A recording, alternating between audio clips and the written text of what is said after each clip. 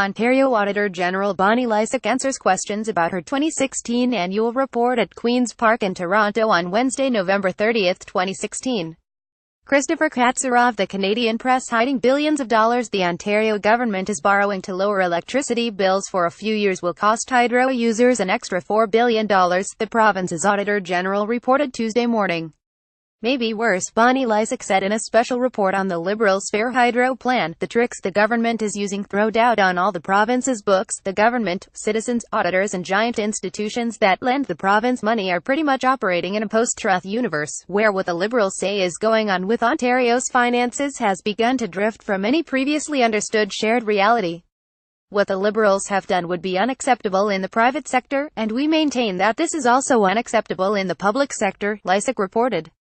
If the consolidated financial statements are so unreliable that an adverse opinion is warranted, terms like balanced budget, deficit, asset and net debt will be meaningless. Here's what's happening.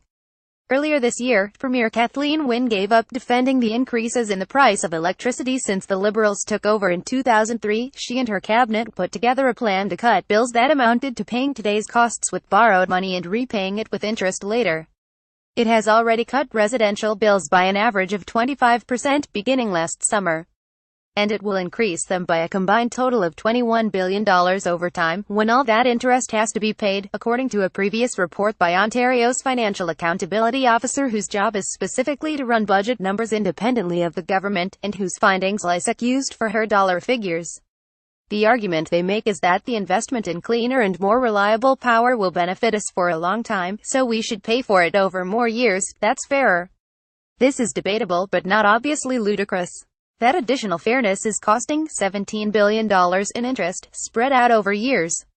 The Liberals really wanted to keep that debt off their books, so they could also go into the next election saying the provincial budget is balanced. Borrowing billions in an election year would get in the way. So they did some advanced financial engineering to put the debt on Ontario Power Generation instead. The Crown Corporation is publicly owned, but it doesn't get interest rates as good as the provincial government itself, so that's where the $4 billion premium comes in. Her team looked at emails from the upper reaches of several government ministries, though the Ministry of Energy kept some back, Lysyk's report says. Hopefully they'll come to the conclusion that it can be financed by the province, rather than externally, as that would be a lot simpler and cheaper, she quotes one unnamed senior official in an email. Nope. OPG is borrowing the money on our behalf, and then there's a complicated interplay of regulatory and financial maneuvers to book money. We're expecting hydro users to pay for electricity in the 2020s, 30s and 40s as assets that balance off the debt. The essence of the scheme is to say Ontarians are borrowing these billions of dollars as hydro ratepayers, not as voting citizens. Same people, different hats, different rules. All of which is bull, Lysyk says. The point of accounting is to tell you how much money you have, how much you owe and how much you are owed. That's what the standards for Canadian public sector accounting are supposed to achieve. These standards are there to ensure that the financial reporting of government policy decisions reflects common sense. Borrowings are debt, unearned revenue is not an asset, and when your expenses exceed your revenues, you incur a deficit, Lysyk said Tuesday. Nobody has used electricity in 2025 yet, let alone 2040. You can't count guesstimates of use and prices 20 years down the line as an asset today. The usefulness of doing so was visible when Energy Minister Glenn Thibeault and Treasury Board President Liz Sandals responded to Lysyk's report.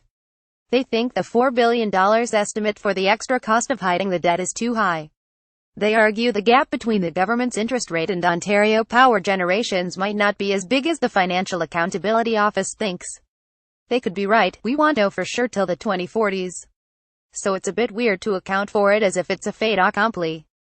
The government even went shopping for different accounting standards it might use, Lysyk's report says, trying out rules used for private businesses in the United States because they seemed friendlier to what the Liberals wanted to do. Consulting firm Deloitte told the government this was okay, a position it repeated at the government's request on Tuesday after Lysyk released her report. Maybe reasonable accountants can disagree about this. But the ground they're fighting over is whether the trick the Liberals use to keep the debt off the government books at a cost of billions of dollars is an acceptable trick, not whether they're keeping the debt off the government books or whether it's going to cost billions of dollars.